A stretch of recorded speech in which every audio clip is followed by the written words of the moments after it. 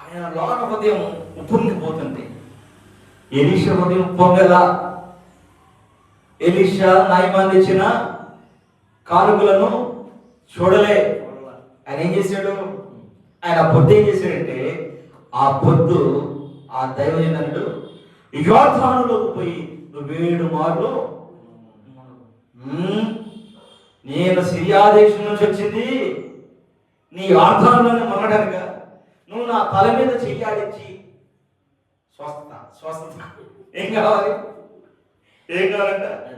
తల మీద చెయ్యాడించి పొందుకో వేసిన వాళ్ళు స్వస్థ పొందుకో. ఈ ఫ్యాషన్ అదే, ఈ రోజు ఫ్యాషన్ అదే అండి.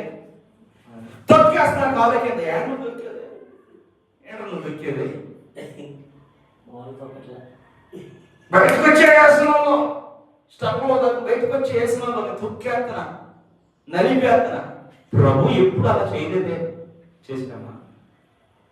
బైబుల్ జాగ్రత్త చదివితే, అందుకే జనులు పిచ్చోళ్ళు కాబట్టి మేము సొమ్ము చేసుకుంటున్నారు. మనము దేవుని సొమ్ము, మనం దేవుని సొమ్ము.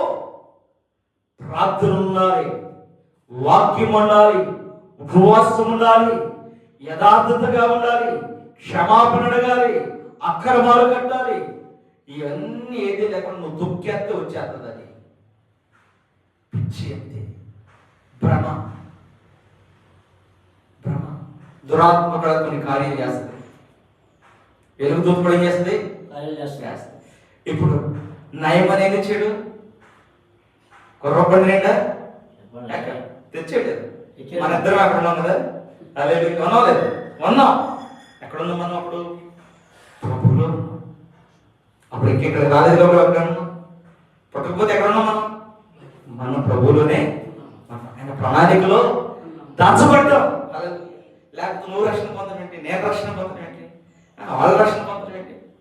కాదు, ఆయన మన మీద ప్రణాళిక ఉంది. మన ఎందుకు పంపించాడంటే, ఈ లోకంలో నశించిపోతున్న గెహాజీలు ఉన్నారు. ధనాపేక్ష కలిగిన గెహాజీలు, ధనాపేక్ష కలిగిన యూదా ఇస్కరియోతులు ఉన్నారు. స్తోత్రం కలుగునుగా. నిజముగా దేవునితో సహవాసం చేసి, ఆయనతో మొరపెట్టి, ఆయన దగ్గర ప్రార్థన చేసి యాకోబులాగా దీవించబడాలి మనం. ఆమేన్, ఆమేన్. ఎవలాగా దీవించబడాలి? యాకోబులాగా దీవించబడాలి. ఈయనకేమో యాకోబులాగా దీవించబడటం ఇష్టం లేదు. ఎవరికి? అబ్బాబా గురువుల తొందర తీసుకుండండి, అయ్యగారు తొందర తీసుకుంటే బాగుండుగా. అయ్యగారు వచ్చేమన్నాడు,